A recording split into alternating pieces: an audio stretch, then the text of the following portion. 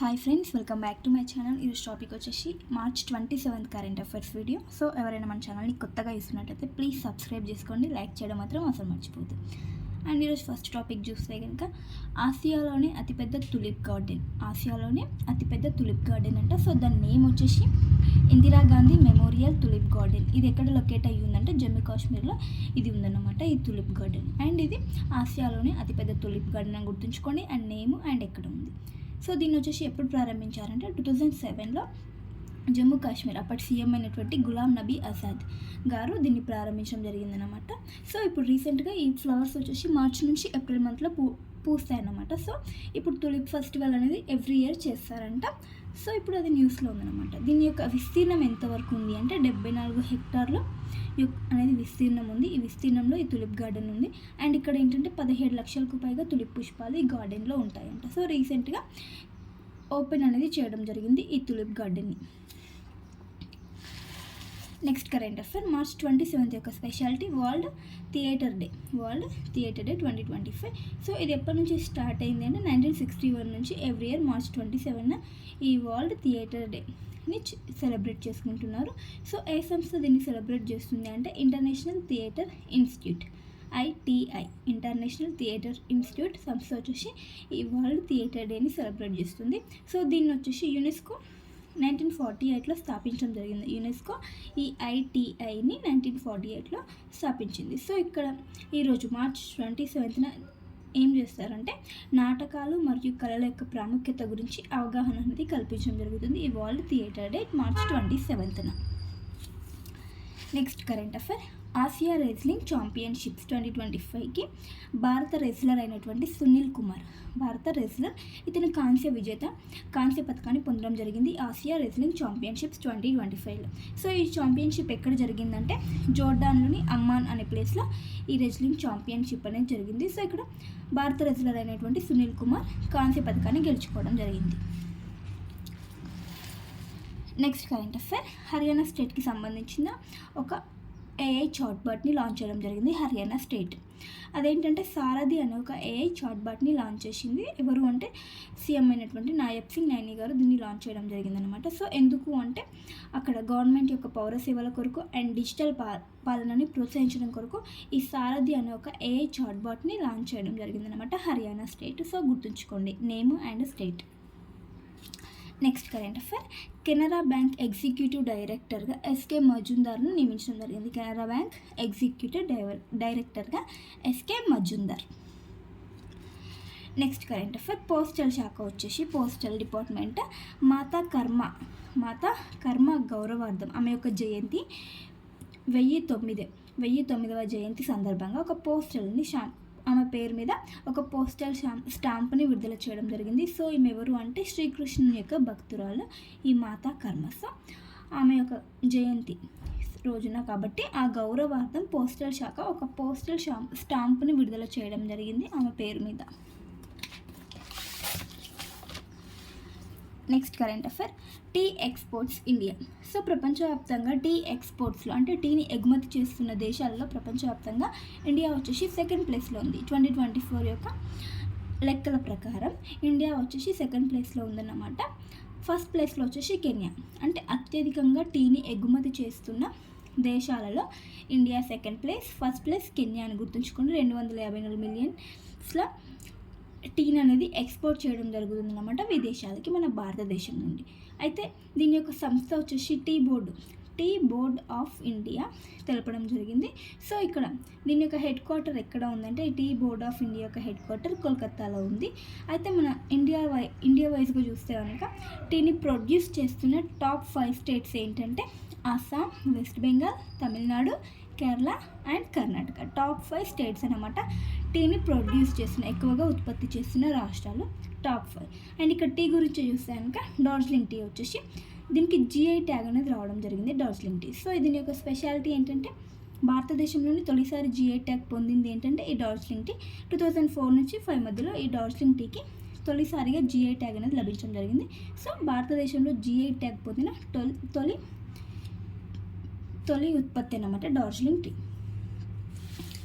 Next current affair, తెలంగాణకు సంబంధించి Telangana government వచ్చేసి రీసెంట్గా సిస్కో అనే ఒక సంస్థతో టాస్క్, తెలంగాణకు రిలేట్ అయినటువంటి ఒక టాస్క్ అనే సంస్థ ఒప్పందం అనేది కుదిరిందనమాట. సిస్కోతోని టాస్క్ ఒక ఒప్పందం చేసుకుందనమాట. సో దేని గురించి అంటే యూత్కి స్కిల్స్ అనేవి డెవలప్ చేసుకోవడానికి, స్కిల్ డెవలప్మెంట్కి సంబంధించిన ఒక ఒప్పందం అనేది సిస్కోతో చేసుకోవడం జరిగింది తెలంగాణకు చెందినటువంటి టాస్క్ అనే సంస్థ. Next current affair, Indian navy launch చేయడం జరిగింది. అవేంటంటే INS Nistar and INS Nipun. ఇవేంటంటే డైవింగ్ సపోర్ట్ వెజల్స్. ఈ 2 వెజల్స్ని ఇండియన్ నేవీ వైజాగ్లో లాంచ్ చేయడం జరిగిందనమాట. సో నేమ్స్ గుర్తుంచుకోండి, INS Nistar and INS Nipun. So వేటి కొరకు అంటే వీటి యొక్క ఉపయోగం ఏంటంటే సముద్రయాన పరిశోధనల కోసం వీటిని యూజ్ చేస్తారంట, INS Nistar and INS Nipun.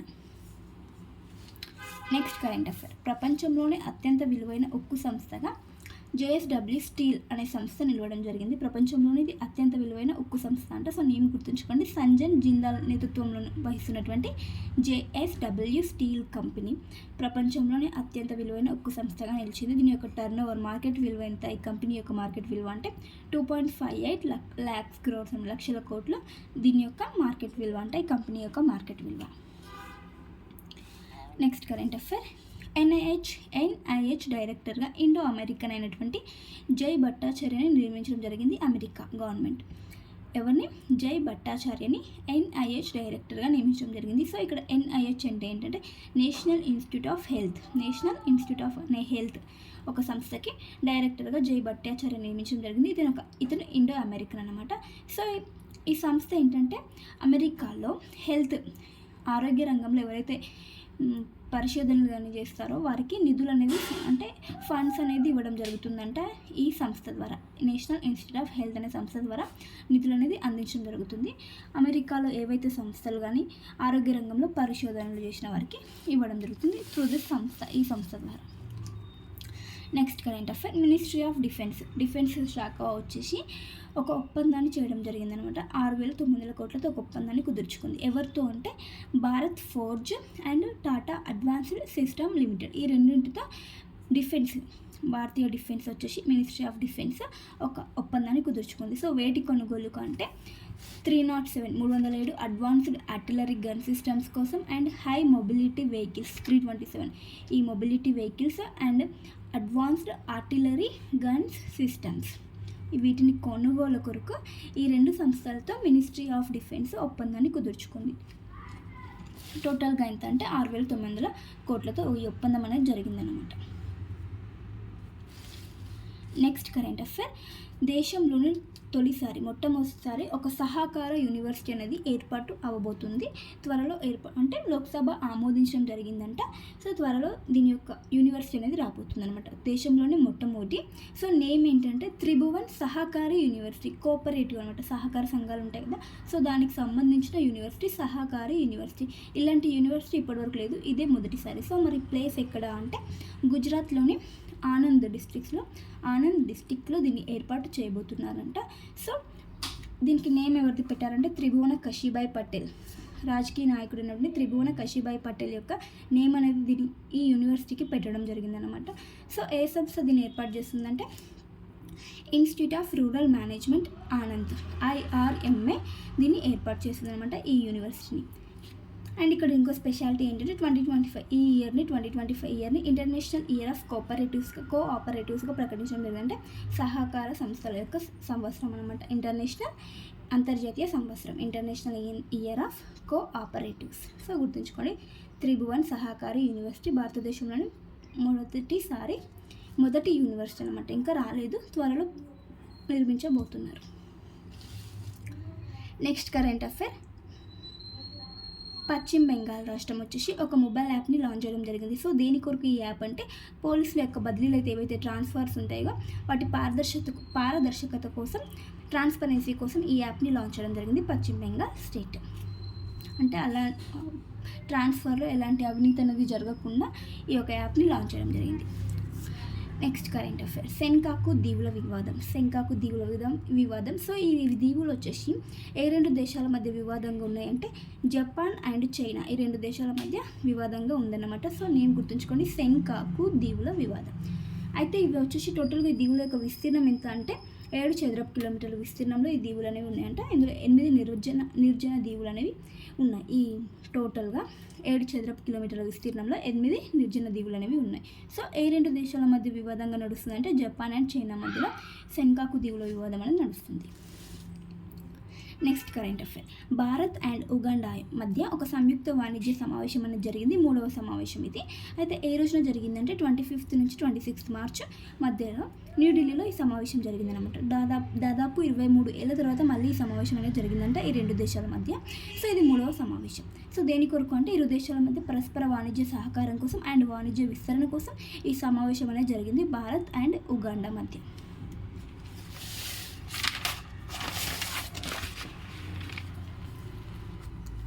Next current affair. International Labour Organisation ILO ఒక నివేదికను ఇవ్వడం జరిగిందన్నమాట. సో అదేంటంటే social protection report, world social protection report అని ఒక నివేదికను ఇవ్వడం జరిగింది. సో ఈ నివేదికలో మన భారత్ది చూస్తే కనుక 2024-26 ప్రకారం ఇండియాలో సామాజిక భద్రత ఎంత పర్సెంటేజ్ ఉంది అంటే మన భారతదేశంలో 2021లో చూస్తే కనుక 24.4% అనేది సామాజిక భద్రతని మన భారతదేశంలో ఉంది 2021లో. అండ్ 2024 నాటికి ఇది రెట్టింపు అయ్యిందంట. అది ఎంత అంటే 48.8%కి పెరగడం జరిగింది సామాజిక భద్రత విషయంలో. సో ఏంటంటే ఇన్సూరెన్స్లు కానీ అట్లాంటి వాటిని సామాజిక భద్రత అంటారు. సో అదనేది పెరగడం జరిగిందంట భారతదేశంలో. సో మొత్తం జనాభాలో మన భారతదేశంలో ఉన్నటువంటి మొత్తం జనాభాలో 65% వచ్చేసి సామాజిక భద్రతని కలిగి ఉన్నారంట జనాభా, 65%. Next current affair. ఒక report state of the world's plant genetic resources for food and agriculture ఒక రిపోర్ట్ అనమాట. రిపోర్ట్ నేమ్ ఇది. సో ఏ సంస్థ ఈ రిపోర్ట్ని రిలీజ్ చేసిందంటే FAO అంతర్జాతీయ సంస్థ అయినటువంటి యునైటెడ్ ఐక్యరాజ్యసమితి అనుబంధ సంస్థ అయినటువంటి ఫుడ్ అండ్ అగ్రికల్చర్ FAO అనే సంస్థ ఈ రిపోర్ట్ని రిలీజ్ చేయడం జరిగిందనమాట. అండ్ ఇది 3వ నివేదిక అంటే ఇప్పటివరకు 2 times రిలీజ్ చేసిందంట ఈ నివేదికని. ఇది 3rd టైం. ఫస్ట్ వచ్చేసి 1998లో, సెకండ్ రిపోర్ట్ వచ్చేసి 2010లో, థర్డ్ రిపోర్ట్ వచ్చేసి ఇప్పుడు 2025 మార్చ్ 24న ఈ నివేదికని రిలీజ్ చేసింది. ఇప్పుడు రిలీజ్ చేసిన నివేదిక వచ్చేసి 3వ నివేదిక. మరి ఆ నివేదికలో ఏముంది అంటే ప్రపంచం మొత్తంలో 60% ఆహారం, 60% ఆహారం ఏదైతే ఉందో అది కేవలం 9 పంటల నుండే వస్తుందంట. 60% ఆహారం కేవలం 9 పంటల నుండే వస్తుంది అని ఈ నివేదిక చెప్పడం జరిగిందనమాట. సో ఆ 9 పంటలు చూస్తే కనుక ఇక్కడ చెరుకు, మొక్కజొన్న, బియ్యం, గోధుమ, ఆలుగడ్డ, oil palm, sugar beat, cassava and soya, ఈ 9 పంటల నుండే ఈ 60% ఆహారం, ప్రపంచంలో ఉన్నటువంటి మొత్తం ఆహారంలో 60% ఆహారం ఈ 9 పంటల నుండే సమకూరుతుందంట. అండ్ ఇంకొకటి ఏంటంటే 6% పంట రకాలు ఏవైతే ఉన్నాయో ఇంకా 6% పంట రకాలు ముప్పుకు గురై ఉన్నాయంట, 6% అనమాట. అండ్ ఇక్కడ ఇంకొక ఇంపార్టెంట్ చూస్తే కనుక ఒక విత్తన భద్రతా సంస్థ, ప్రపంచంలోని విత్తన భద్రతా సంస్థ అంటే విత్తనాలు కొన్ని అరుదైన రకాల వంగడాలు ఉంటాయి కదా వాటిని స్టోర్ చేయడం జరుగుతుందన్నమాట. సో అట్లాంటిది ప్రపంచంలో విత్తన భద్రతా సంస్థ ఎక్కడ ఉంది అంటే నార్వేలో ఉంది. అదేంటంటే స్వాల్బార్డ్ సీడ్ వాల్ట్. ఇది వచ్చేసి ప్రపంచంలో విత్తన భద్రతా సంస్థ, విత్తనాలను భద్రంగా ఉంచుతుందన్నమాట ఈ సంస్థ ద్వారా. సో ఇది నార్వేలో ఉందని గుర్తుంచుకోండి. నెక్స్ట్ మన భారత్లో ఎక్కడ ఉందంటే భారత్లో ఏ సంస్థ అంటే విత్తనాన్ని భద్రపరిచే సంస్థ అంటే NBPGR అనే సంస్థ భారతదేశంలో విత్తనాలను భద్రపరుస్తుంది అనమాట. సో దాన్ని ఫుల్ నేమ్ చూస్తే కనుక national bureau of plant genetic resources. National bureau of plant genetic resources వచ్చేసి భారతదేశంలో ఉన్నటువంటి విత్తన భద్రతా సంస్థ. సో ఇవంటి ఫ్రెండ్స్ ఈరోజు ఇంపార్టెంట్ కరెంట్ అఫైర్స్. వీడియో నచ్చితే ప్లీజ్ లైక్ చేయండి, షేర్ చేయండి, అలాగే సబ్స్క్రైబ్ చేసుకోండి. Thank you for watching. By by.